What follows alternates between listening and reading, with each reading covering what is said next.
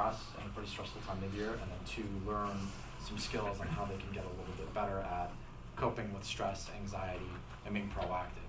So we had a lot of different people who presented, some people from out of district who presented, some people who were in district who presented, and we weren't really sure how it was going to go because we'd never done anything like that. And it was extremely successful to the point where the kids were asking if they could go to additional workshops, if they had a study hall. Kids coming up to me after the day asking if they could do more of that, maybe another one later in the year, to which I said, listen, organizing this once was enough for me. But it was really, really nice to see. Anecdotally, I'll tell you, I had one of my students who's a pretty high-flying kid. He came out of the meditation room, and I happened to be in the hallway at the time, and I heard him say to a friend, he said, I've never been this relaxed in my life, because he learned to just kind of let go, relax, and a lot of it was just breathing techniques and mindfulness. So it was really, really helpful, and every once in a while the kids will talk to us about how they want to do more of it, how they really appreciated it. And it was really nice. It was also nice to see that the faculty got involved as well, and the reaction, we weren't sure how it would go, because some schools have been successful with it, and some have gotten kind of a mediocre response. But in our case at Whippany Park, and I know at Hanover Park it went extremely well, and went kind. It was great. It was great to see the kids get involved and share, and even the teachers. So some of the teachers are now incorporating some of those ideas when they do it at classroom. So it's nice to see. So that's essentially what we did with the Wellness Day, and we'll probably do another one next year.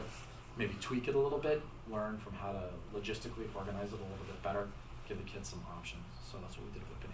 Yeah, so Chris went first. Chris was in December. He was the guinea pig. That's right. And then we actually just had ours this past Friday, which was actually nice in the middle of March. March is a really long month, and I think it's a stressful month for kids. So it actually worked out really well, and we were able to. We did a lot of the same activities as Whippany, and we followed the same structure. It was done during phys ed classes, just like Chris's, and students signed up, and they had multiple classes to sign up for and choose from. We tried to basically take from what Chris did and see if we could do it, improve upon it. He piloted it, and we stole ideas, and we took what he didn't do, what he thought didn't go well, and we fixed it, or we didn't do it, and always going the second time around is always helpful. But it was really successful. The kids loved it. Very similar topics. We had a student actually lead our yoga. She works at Lifetime Fitness as a yoga instructor, and she is the founder of our yoga club. So we actually let her out of class for a day as a field trip, and she led each period yoga classes down in the wrestling room. They were packed. Kids were great. She led it. There was obviously a staff member in there with her at all times as well, but she did a great job in leading yoga, and the respect that the kids showed her in her program was really neat to see, and they were serious about it. Some staff joined in and took the yoga class as well. That was great. Francine Ling joined us, and she did 2 sessions on mindfulness with the students. I actually sat in on the second one. It was a wonderful presentation, just teaching the kids how to unwind, how to kind of close their eyes and just take a few breaths, or just simply before a test, let's say, just to kind of decompress for a few minutes, get themselves ready and ready to go for anything in life. But it was really nice, and it was nice to see Francine, and she did a great job with us. We also had nutritionists who came in and spoke about diet and the effects of that. Yeah, nutritionists from ShopRite came in and spoke to the kids. One neat thing we did here, which I don't think Chris did down at Whippany Park, was a board game session. So in the library, the kids signed up and they were able to play different board games, and no kids had their phones out. They were just kind of focused on the time or the activity or the thing that they were involved in, and I think it was a nice way for them to unwind. Some students were asking if we could do it every Friday. We didn't think that was going to work out too well, but it was neat to hear that they were interested in it, and that they were really excited about it, and it was just something different for the day, and I think the whole school really appreciated the time. Again, it wasn't very disruptive because it was during phys ed, which was nice. So the phys ed teachers were a great help in supervising and helping to organize.